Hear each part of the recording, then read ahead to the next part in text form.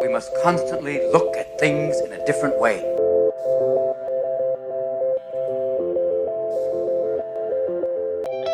The Healthcare Education Transformation Podcast was created by two physical therapists out of the desire to learn more about the different educational roles in physical therapy and healthcare, and how healthcare education works by talking with educational leaders and people with different perspectives within physical therapy and across interdisciplinary lines on how education can be improved to disrupt the status quo of healthcare education. This is our journey, and thanks for listening.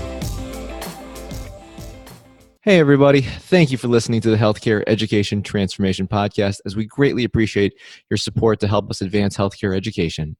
We are very happy to announce that we have created a new tool to help develop clinicians into better experts. With that being said, we have created the HET Light tool, which LIGHT stands for Learning Integrated Towards Expertise. And what we've done is we've taken our first year's worth of episodes with experts in the fields of healthcare and education, and we've taken one golden nugget or theory on expertise and presented it to you in a very easily consumable format so that people can take one lesson or nugget per week and map out and plan how to incorporate it into your clinical and educational practices. And by the end of the year, we think you'll be pleasantly surprised at how far you've progressed towards becoming an expert. To find out more, please check it out at pteducator.com/HET, which is also available in our show notes. Thank you again all for your continued support. And now for the show. Hello, everyone, and welcome to another episode of the Healthcare Education Transformation Podcast. I'm your host, F. Scott Field, and as always, I'm joined by my co-host and the conductor of this show, Brandon Pone. Today, we have quite the educator on the show. We're joined by the Movement Maestro, Dr. C. Shante Cofield. Now, Shante, we've got your bio up on the show links there on the show notes, but could you maybe give us a little intro to yourself and tell us a little bit about you? Sure thing. First things first, thank you so much for having me. I love doing these things, so I was pumped when you reached out. So both of you, thank you very, very much. But a little bit of bio, because you had asked before. The C stands for Carmen. I never go by it because I never went by it. My parents named me Carmen Shante and always wanted me to be called Shante. So I've gone by my middle name, and I don't know, maybe you share my frustration with that when it comes to certain things. Yes, very much so. I was named after F. Scott Fitzgerald, right? But his first name was Francis. My parents, not wanting to use that, left it as just F, which is cool. Really? Until you turn 16 and everything's first name, middle initial. Then it all kind of gets screwed up. Is it really? That's actually a much cooler story than mine. So mine has a full name, Carmen, but yours is cooler. But a little bit about me, like you said, like you had asked. I went to undergrad at Georgetown, went on to go to PT school at NYU. In full disclosure, I hated it. I hated PT school, thought that I made the wrong decision. I originally wanted to go to med school, and I decided against it. And so when I was going through PT school, I was like, I made the wrong decision. I finished PT school, graduated, worked for 2 years, still hated it, but had way too much debt to quit and not use that degree. So I talked to my advisor, took the OCS, I just wanted to keep learning. Switched to jobs, ended up at a place where I could treat pelvic floor dysfunction, both men and women. And so I got to learn a ton from there.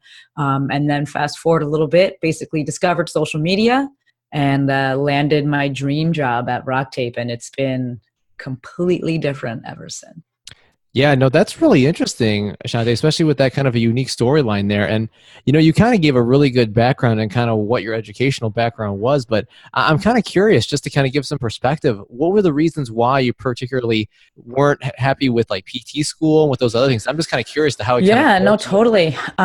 Because I had to work very hard in undergrad, right? I was a human science major or health science. They kind of switched it they switched the title midway through pre-med. I had to work really hard. I learned how to study. Like I went into it learning how to study, but I really had to work hard in college. And then I graduated and went to PT school, and you get a bit of a mixed bag there. And so there were some people who it was their second career, which in hindsight was a godsend to have them in the class, just for perspective.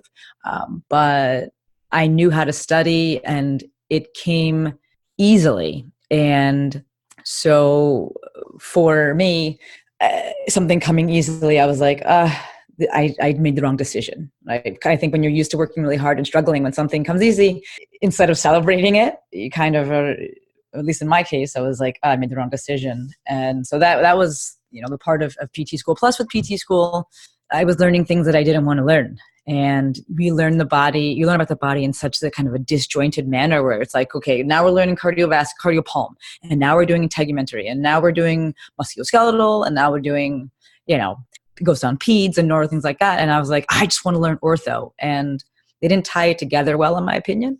And so you also spend a lot of time not loving what you're learning. And then moving on to the PT world, I was just really disenchanted by the model of treating a lot of patients in a little bit of time and insurance. And so that was, I think it's a story that when I go on these podcasts and I talk to other people, I hear it a lot, actually. So I know it's not unique in that regard. Yeah, no, I mean, that's definitely something that people are coming across more and more these days. But, Shante, it was so great to meet you this weekend at CSM for the first time. And it really looked like you guys were absolutely slammed there at the RockTape display. But it was great. I was like, you came up and, good thing for name tags, but you have a recognizable face. So I was like, well, this is my dude. It's always great. Cheeks, people just want to squeeze them. Exactly. I was like, you just want to hug your whole body. I was like, look at this guy.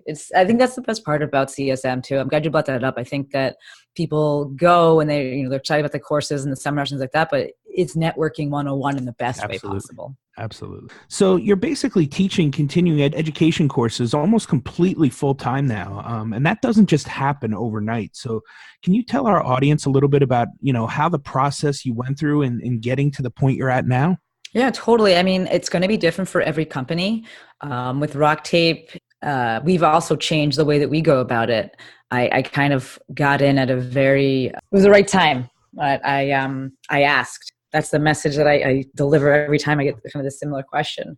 I asked about it. I had a student before then, and he was telling me about all these amazing educational opportunities he had and just all this great stuff that had happened. And I was like, Mark, how did you get these opportunities? And he goes, I asked. And I was like, blown away.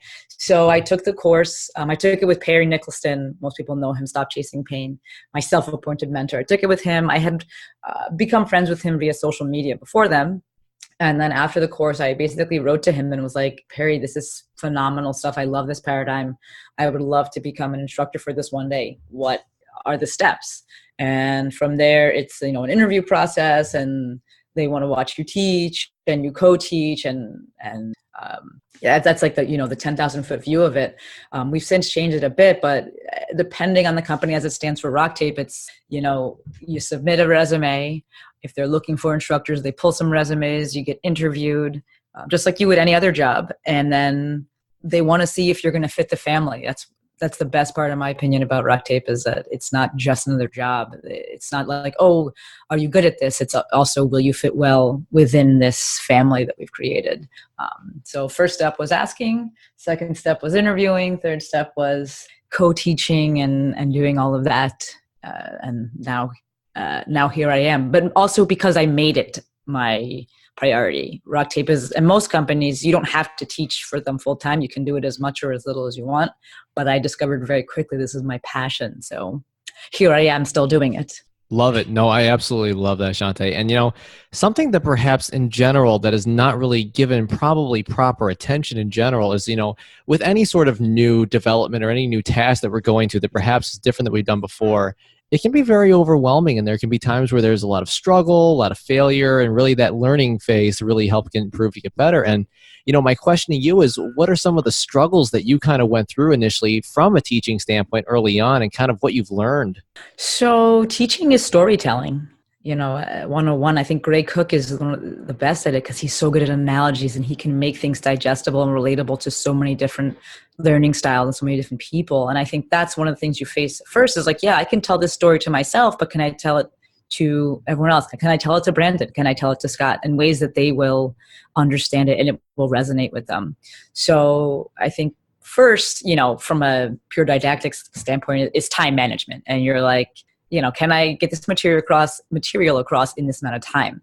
When you're working for a continuing education company like RockTape, I didn't create the deck that I'm teaching from. It's our medical director, Steve Capobianco, Capobianco, he creates the deck, and then it's up to me to tell his story, which makes it even more difficult because, you guys have done PowerPoint presentations before, but you created the PowerPoint.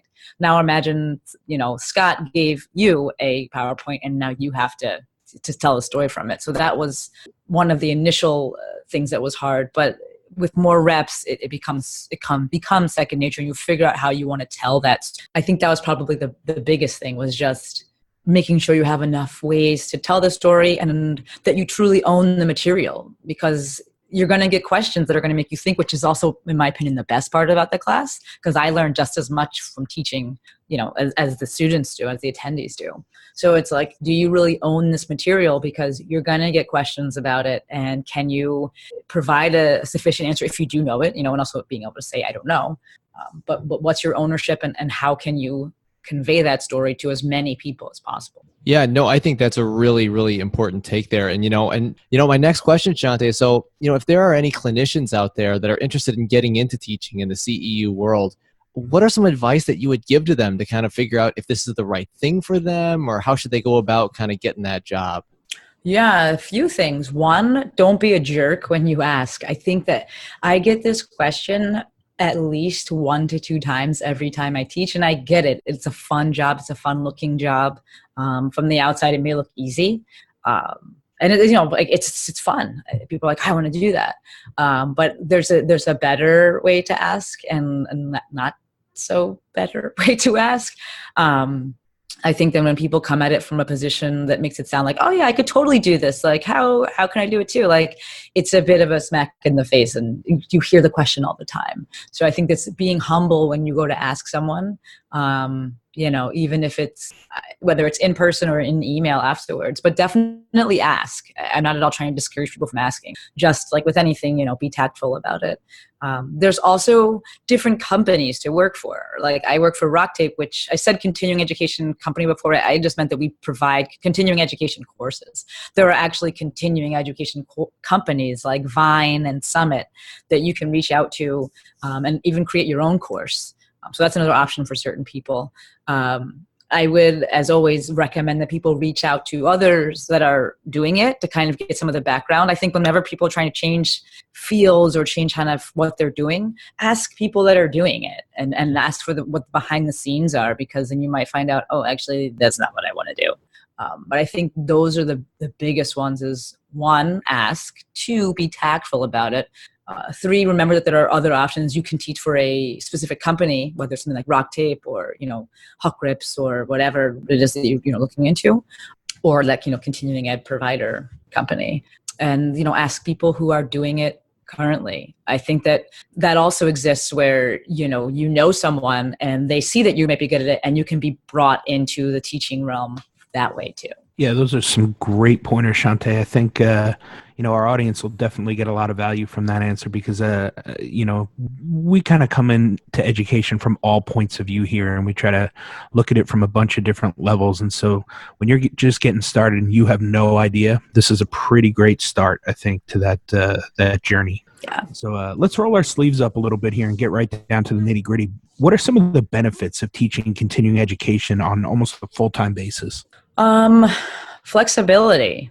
Number 1, flexibility. I mean, at this point in time, I'm able to really dictate my schedule because I've created this following that now people ask me to come teach at places, so I can kind of dictate when and where I go. In the beginning, it wasn't as much, but it was still more flexibility than the traditional PT setting. 2, when you're teaching continuing education as opposed to teaching in traditional academia, you're not limited or bound by the boards. One of the things that I see, like I speak to new grads, a lot of students, and they are very upset with the fact that they're not learning the latest and greatest techniques and things within school. And if you start studying for the boards, you'll actually see, at least within the pelvic floor world, that some of the information on the boards is actually objectively wrong because it's just outdated. Because things take time. So in teaching for continuing ed course, you're not limited by that. I tell these students, I'm like, listen, they have to, within the traditional academic world, you have to teach to the boards and make sure that students are going to pass the boards, and also just provide people with this baseline level of understanding the foundations and the fundamentals. When it's continuing ed, you're not bound by that. You're bound by whatever you got, was put forth for the CEU accreditation. But, within my courses, I talk about fascia and breathing, and the joint by joint approach and neurology and pain science. And I can talk about all of these things because I'm not limited by, I'm in this curriculum and I have to teach this one thing. So for me, the flexibility both of time and the flexibility of what you're teaching is probably the biggest.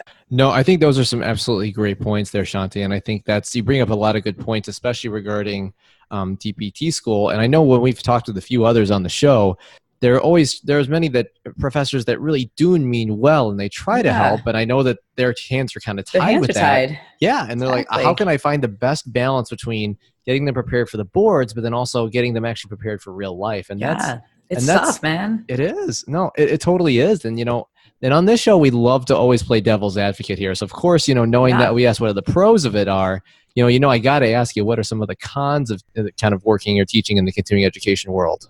I think that if I was going to say cons, it would be that if you work for a specific company, people think that you're promoting, if they have a product, they think you're promoting it because you work for them. And maybe some people are. Like, I work for RockTape, and people, I don't encounter many social media trolls, but every now and again you get one and they're like, yeah, easy for you to say they pay your salary, or I'm not salaried, but they pay you. And one, I just think some men like to watch the world burn, but it's the one thing that you may encounter, in my opinion. And in general, for me, I think working for a continuing education company is the best thing in the world, depending on the company. But you may encounter some things like that where it's like, I'm just trying to help people with feeling better, moving better, understanding movement, and use whatever product you want. But you can kind of come against that, like, oh yeah, you think this because you're paid to think that. I think that's probably been the biggest, if any, drawback that I've experienced. No, gotcha. I think that was a good clarification. And, what we were talking about before with kind of about, DPT programs and them being limited by the boards and kind of the accreditation boards and what they can do. And you kind of mentioned a little bit about this earlier before, is kind of how CEUs are accredited. Mm-hmm. To kind of give some context there, to kind of understand more of that realm from the CEU world. How does CEU companies or classes in that go from being accredited? Like, are there certain things they have to meet? Or? Yeah, so that's above my pay grade, and AKA I don't like doing that. RockTape is a very big company, but I have looked into some of the nuances of it, and it's a pain in the butt to do. And you have to submit the syllabus, you have to submit, the goals, the time frame, basically all the nuances of the course. I just did something with Vine, and they have to submit resources that can back it up. To be honest, it seems like a lot more paperwork than it is, and time than it is like, oh, this is necessarily going to guarantee that this is a good course. Like, in full disclosure, I don't think that because you've taken courses. Just because it has CEUs does not guarantee that it's a good course. Usually it's just people were willing to put in the footwork, that they provide references, they've provided the syllabus, they provided the outline, they provided it's hour by hour what you're supposed to cover, what is going to be covered in that class. And then there's different bodies depending on who you're trying to get it accredited through. It goes state by state, it goes profession by profession. So it can be a very big pain in the butt. Yeah, it's funny that you mentioned that, Shante. We actually joked a little bit on the PT Podcast Palooza this weekend about how do we even know, what a good course is anymore. And we joked it should have that blue Instagram and Twitter check, to the verify. Official, yeah. Yeah, this course is verified, right? That's right. Which I'm still trying to get. I don't even know how you get that thing. That's just luck of the draw. That I know. Check mark. So speaking of, this is a perfect transition here, Shante. You have a pretty impressive Instagram following. What tips can you give to clinical practitioners or students if they're looking to grow their social media presence? And how important do you think social media presence is in today's day and age in regards to brand building? My number one piece of advice is always the same. Be authentic. Be yourself. I see so much of the same thing on social media over and over and over again, because all it is this person sees this account being successful. I'm going to do exactly that. It's one thing to emulate it and be like, all right, I see the success. And that's what, we do in general, innovation. Like, I see that worked. Let me kind of take some of that and make my own style. But be a human and be authentic. Don't put things out because you think people want to read it. Put it out because it speaks to you, because it speaks your truth. It's what you're about. I think that people get so caught up with the number that's next to your follower name, what follow your, whatever, the follower part of Instagram that, how many followers does this person have? In reality, the number doesn't matter. If you're trying, because, tying into your question of how important it is in terms of, followership and just in terms of PT, it depends on what your goals are, but your goals should always have the outcome being measured in terms of quality, not quantity, no matter what it is. You want quality. You want quality followers. Because if you are trying to monetize it, let's call a spade a spade. If you're trying to do this to monetize it, because you have to pay the bills, I get it. PTs tend to be very altruistic and we have a tough time charging, but likes don't put food on your table. So if you're doing this to try and monetize it, you're going to want quality followers, not just 500,000 people who want more free things. So be genuine, be authentic, and create relationships. It's networking. It really is social networking. I think that social media gets a really bad rap, and everything could have a downside, but it can also be really, really good. Like, you saw it firsthand this weekend at CSM. I met, for me personally, I met so many people this weekend from social media, and it's incredible the reach that you can have. And it's because it's the best way to do it, in my opinion, is by being authentic. Put out what speaks to you, put it out because you believe in it, not because you're like, oh, it's going to get me more likes. At the end of the day, that's not going to get you anywhere. Yeah. And I think that's a great point because, one of the things that we have as a benefit being in the world of physical therapy is, time with our patients for the most part, right? We have more time than most doctors do, right? Yes. And I think more and more as we're moving toward that one-on-one treatment, and people are craving that and searching for that, the connection that you're making with these individuals, that's really what they're buying. They're not buying the treatment. They're not buying, whatever needles or hand motions or movements that you do. They're buying the connection to somebody that they trust, to somebody that they've seen over and over again, and has been there for them. So absolutely. I think that's a great point. When if you're trying to use that to bring patients in, that's not really my goal, but if you're using that to bring patients in, you've already created that relationship. And, when you get that buy-in, people want to get better for you. They want to get better. They trust you. You will have better outcomes from the jump. Absolutely. It starts off with just that trust and that buy-in. Yes. You nailed it. I couldn't have said it better. So just kind of diving a little bit deeper then, how important is it then in starting a brand, right? When should you start that? As a student? As a fresh PT, as a seasoned clinician or an expert? Not at all. All of the above. Like what do you think brand is doing these days? I mean, to me, it seems like brand is really just your reputation at this point. It's become one and the same, Yeah, I would agree. And I would say, like my answer for everything, it depends. I think that as you go, you'll figure out your why. I started this originally as the movement mechanic. I wasn't even the movement maestro. And I started everything on Facebook just because I kind of wanted to write stuff. And I didn't really even have any kind of intended audience or anything like that. I was just like, this is fun. I like doing it. I think that people need to, if they're like, I definitely want to do this, kind of figure out a little bit of why, but also just start doing something. I think that people can, the flip side, you play devil's advocate. The flip side is that people can get that analysis paralysis and not do anything. And it's like, just put something out as you go.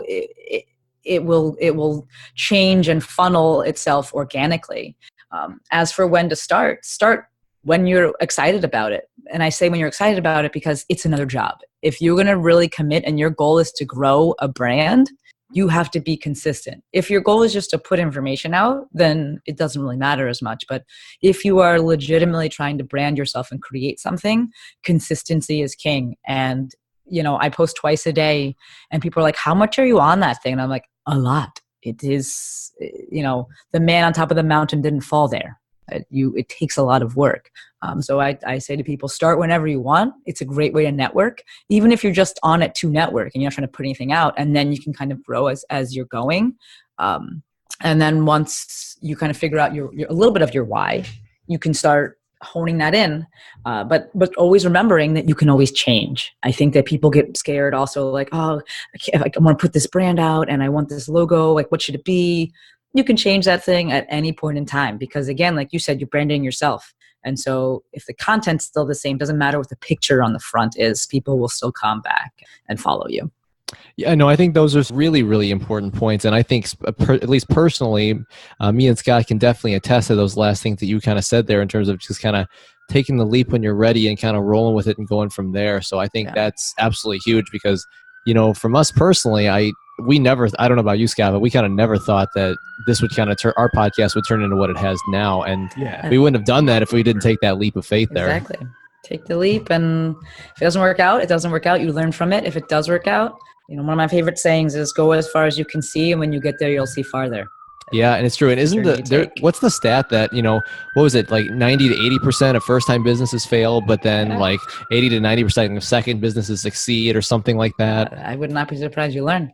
Yeah, and it's interesting. And, and interesting. So now that we're kind of talking about the social media aspect here, perhaps for, some listeners out there that perhaps aren't as active on it or they're kind of figuring out how they should use it to kind of start their brand here.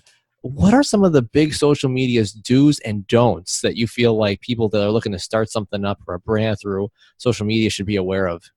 I think the do goes back to what I said. Do be authentic. Do put out what speaks to you. Do what makes you happy. That's anything in life, because this is it can become a second job, and you don't want something that you hate.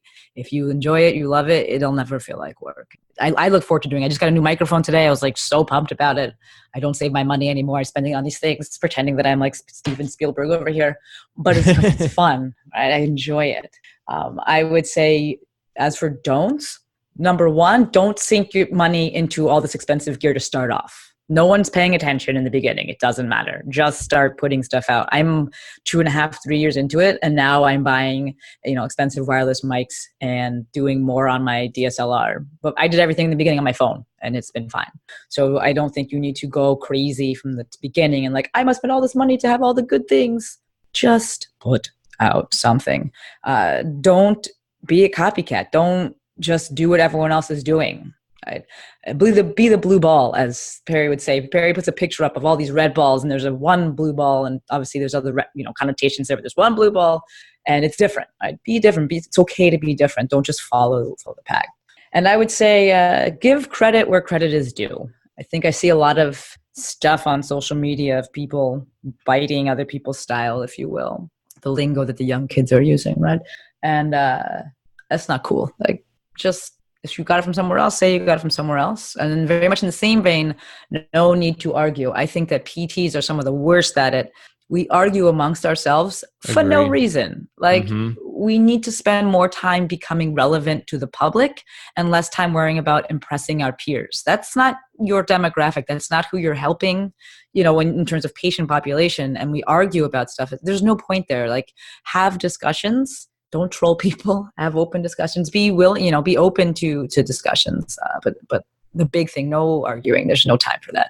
No, I think that's really important. And actually, I'm going to kind of cite Mark Milligan here because when we interviewed him a while back, something that always stuck with me was when we asked him about advocacy and how we can move forward with that. He's like, well, first and foremost, we're not going to advance forward if we can't actually come together forward and stop the arguing. So, and I thought that was so clutch, and it's so true. And and Shante, to kind of follow up and kind of, talking about your new equipment and stuff, I'd really like to kind of follow up on your podcast here in terms of, so what's your podcast about? Kind of what was the reason and the vision behind what you're doing? So the podcast doesn't have any formal structure yet. I've recorded maybe 3 or 4 episodes, and each of them are about 5 minutes long. It's me talking about my musing that day. It's basically a daily maestroism, but in spoken word. And it came about because I became really good friends with Jimmy McKay. He's a Mr. PT podcast, great podcast, and just great guy. And we were talking, and he was talking about the oldest form of communication and storytelling, and that spoken word with human connection. And I was like, that's fantastic. I agree with that. So for me, it was another platform to reach people and a longer platform. Instagram limits you to 1 minute, and it's very visual. So I can corner that market and enjoy that. But now this is something that's going to be spoken. And my goal overall with everything, because people have been asking, what's your mantra, your motto, your mission statement? My goal is not clinical related. I'm a PT, but that's a kind of a side thing for me. My goal is to meet and impact as many people as possible in as many ways as possible to help them live their best life and show them that happiness isn't just for, the rich and famous people. It's for everyone. It's attainable. It's not this far off thing that's like, oh, I can't really have that. That's my goal, whether it be through movement as we understand it as PTs or moving through life, moving through hard times, whatever. That's my goal. And so that's kind of where the whole podcast thing came from. And so the episodes I've recorded so far, basically it's all about the bigger picture, because I think that the best therapists are really good at pattern recognition and seeing how this looks like that or that doesn't look like that, or how they're all the same. Speaking of clinicians arguing, we should all be realizing that we're all doing the same thing. But kind of the podcasts have been about things that happen throughout the day that strike me. And from that, I'm like, hey, what's the bigger picture here? What does this mean? What's the significance of this? How does this relate to some of the themes that I live my life by? And so at some point it will have people that I'll bring on, things like that. But right now it's short and sweet. My attention span is short. So it's like 5 minutes or less. Well, awesome. I'm definitely looking forward to that one. I think voice is definitely a platform that is taken over. We obviously we're a little biased here being podcast guys, but we love it. We love it. So speaking of storytelling, Shante, what are some books you've read or listened to lately that you found helpful or think clinicians, educators, or even business-minded people could benefit from? Excellent question. I mean, I get this question a lot from students too. I think the number one book that I recommend to people is The Alchemist.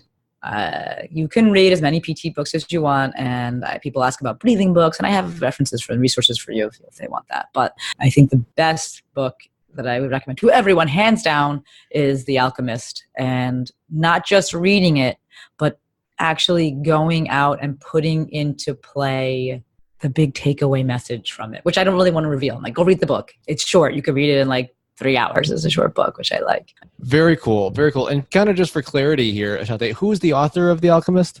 I cannot pronounce his last name. I believe it's Paulo Coelho. Exactly. I don't want to butcher it. Yeah. We'll put it in the show notes, though, with the links. Very cool. No, very cool. So, Shante, thanks so much again for coming on this evening to really talk about this stuff, because I definitely think this has been a great discussion and some stuff to share. So my first and foremost, thank you for that. And, we like to end each episode with this final question to all of our guests, because we're always really fascinated to kind of hear what everyone's thought on this. This is a really big part of our why as, if you could change one aspect of healthcare education, whether that be DPT or other healthcare provider related, which aspect would you change and how would you change it? I think that as it relates to school, it's not what they teach us that is the problem. It's the fact that they don't teach us to question it. So if I could change anything, it would be a more open approach where we are encouraged to question things, obviously in a respectful way, but to take nothing as definite. Question everything. Always ask why. Always ask why. That leads to discussion. It leads to better treatment methods. It leads to us understanding why we're doing it, and therefore, hey, maybe I got to apply this a little bit differently. But I think question everything. Yeah, that's a great take, Shante. I think one of the things that we might be a little bit lacking on, and this isn't just in PT school, I think even going back to undergrad, is just critical thinking. Yes. I don't know where we lost that, why that isn't important. It's gone.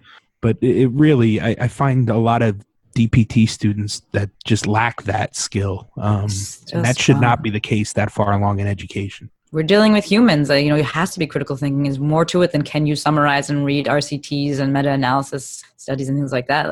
Critical thinking. Exactly. Take a step back and use a brain. Well put. Well, it's true. And especially as they go out in the real world, you're going to realize you got to learn that real quick. Yes. Real quick. You're I did all the SI joint tests and they're all negative, but the pain is here. What do I do? Let's take a step back. Yeah, absolutely. Yeah, no, it's true. So Shante, just if our listeners kind of want to either reach out to you or kind of see kind of what you're up to, where can people find you online and on social media? You can find me online at the Movement Maestro, maestro.com. That's my website. I have a newsletter you can sign up for on that website. And also Instagram is the easiest, but I'm also on Facebook. And both of those are going to be at the Movement Maestro. Again, Maestro is Maestro. We'll struggle with that one. Very nice. Very nice. And we will have those links provided in the show notes for everyone who wants to take a look at that. So, again, Shante, thank you so much for your time and always a pleasure. Yeah, thank you guys so very much. So very much. Thank you. Thank you for attending class today, and we hope that you learned something and gained value from the content. If you'd like to schedule office hours with us, feel free to add us on Twitter at HET Podcast, on Instagram, HET Podcast, on Facebook, the Healthcare Education Transformation Podcast, and the homepage, healthcareeducationtransformationpodcast.com. And for those of you following along in the syllabus, extra credit can be obtained by liking us, sharing us, and leaving a review. Let's continue our journey up Mount Educational Success as lifelong learners.